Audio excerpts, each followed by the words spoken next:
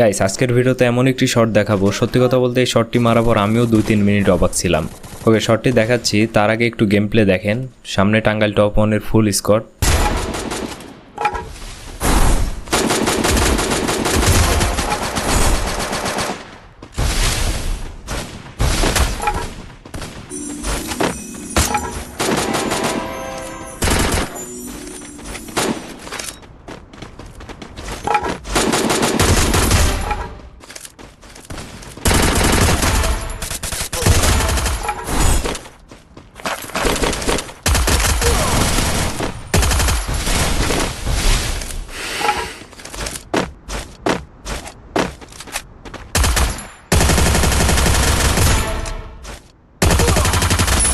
ওকে, এখন শটটা দেখেন।